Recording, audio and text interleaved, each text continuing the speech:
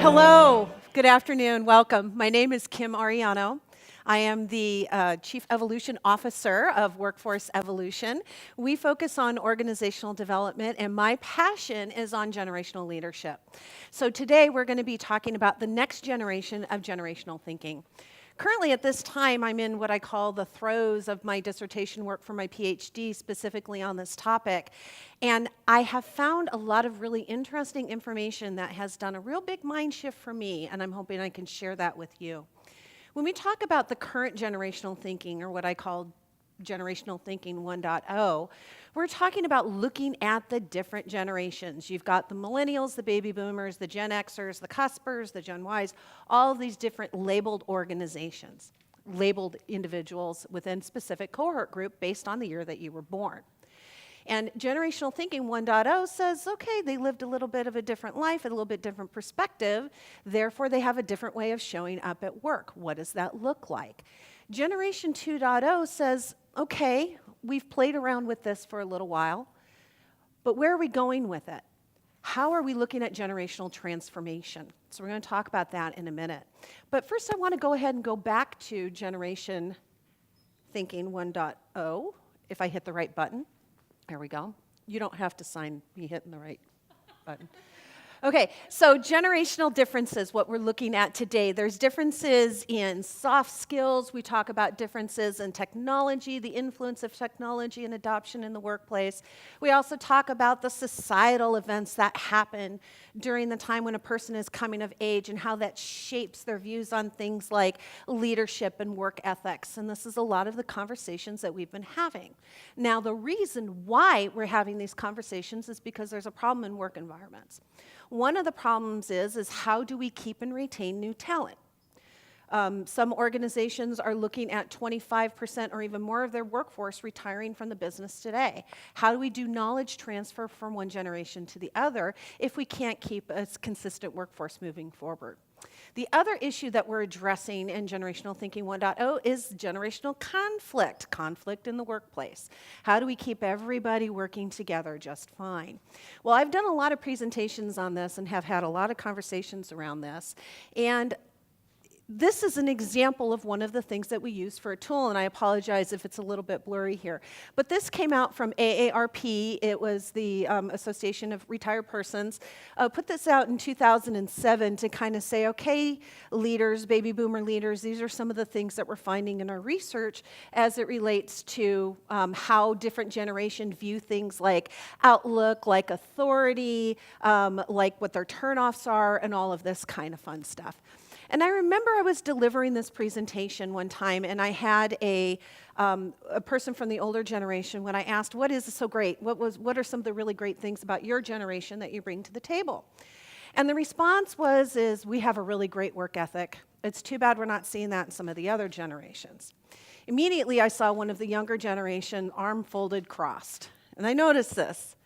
And I said, that comment kind of seemed to bother you. Can you tell me a little bit more about that? And she says, you know what I'm hearing? She goes, I'm hearing a lot of generations have a problem with us, with me. I don't have a problem with the other generations. I don't understand where this problem between the generations is coming from. So of course I took that to heart because it really is a good question, and I started to think about how we're addressing generational conflict and how we're addressing different generations in the workplace. So I started thinking, I go, well, how are we addressing other diverse groups? So let's take for a minute that we replace generations with different religions. Suddenly this chart becomes less informative about generations and it becomes an HR nightmare. Right? Replace it with religion, replace it with racial groups, replace it with gender, any of these kinds of things. We begin to start to see a pretty significant issue. How do you take a group of 85 million people and say they all believe that their outlook on authority is that they're unimpressed? That might be true of Buddhists, but probably not all Buddhists, right? But it's not even something you would discuss in a work environment. So why is it okay to discuss the generational differences? Are we doing more harm than we are actually doing good? And my point is, you know what's really cool about the generational conversation is it's safe. We can sit in a room and we can talk about the differences, we can laugh about it, we can argue whose music is better, grunge, and we can talk about all of these really cool things about our generations. But is that good for us? And I even noticed that in some of my books is the good news is that there's a form of diversity that we can talk about without the police coming after us, without the political correctness police coming after us. It started to bother me even more. So I started to do a little bit more research, and I came across this idea called generational myopia. Basically, there's three components to this. The first is that stereotypes of generational traits and trends about generations have proliferated. We've been talking about it for a really long time, but there's no evidence really to back up that it's working. Are we decreasing conflict in the workplace by addressing it from a generational perspective? I don't know. The other thing is individuals not only identify with a particular generation, but when interacting with other generations, they themselves have positive stereotypes and the other generations have negative stereotypes.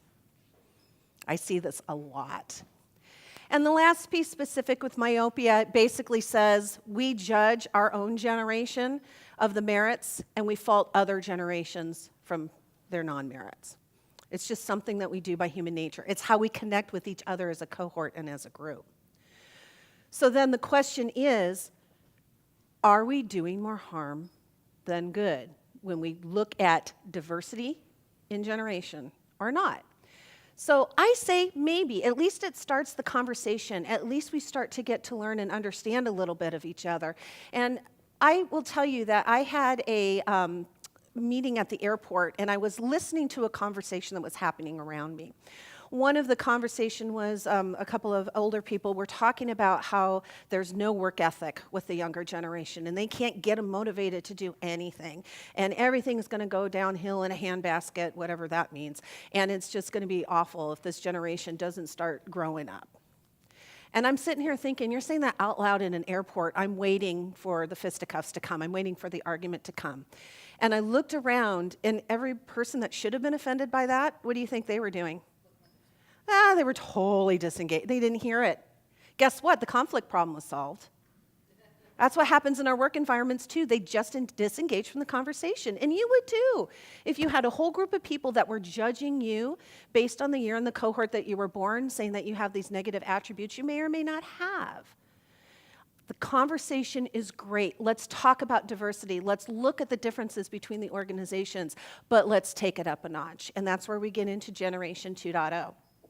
There's an awesome book. It's called The Gen Z Effect. And anyone who is interested in any of the generational conversation, I highly, highly, highly recommend this book. It was transformational for me and has some really cool far-out ideas on where we're going with our work environments. But the first step, one of the first things they say is we need to break this idea of generations, that the year that you were born should not dictate how you show up at work. We are all different human beings. I know baby boomers that love technology and they pick up on it and they play with it and they're awesome at it. I know a few millennials who would rather just kind of sit back and make sure that what they are focused on is perfect and that it's good and that it looks right. They're not interested in that. In fact, they actually resent it when there's an assumption that they understand technology. I had a person tell me one time that an older person would have her do stuff for her and rather than have her teach it to him. And that was insulting. She's like, we get paid. Why don't you get paid to learn? Why do I have to do this for you? So we need to think a little bit differently about how we're approaching the generational piece. And I think we need to shift it from a conversation of generational conflict and generational diversity, that HR issue. I think we need to change it from that to generational inclusion. Let's focus on the situation, not the people. Let's not focus on the different cohorts, but focus on what we're trying to solve today. A really great example of this is that we are hearing today about how there's more work-life balance, how there is more opportunity for feedback from management, how we're getting training in different bite-sized chunks. And they'll tell you it's because of the millennials. I will tell you that's not because of the millennials, because Xers and boomers want the same things too. It's an evolution. And it always has been. And if it's going to be an evolution moving forward, we have got to engage with a couple of different things. First of all, we need to take inventory of our own generational myopia. That's your first step. What do you bring to the table? The second piece is that we need to start being scientists and we need to be investigators of these issues and asking the questions of the next generation. We need the wisdom of everybody in the room to talk about how we're going to transform business in the future.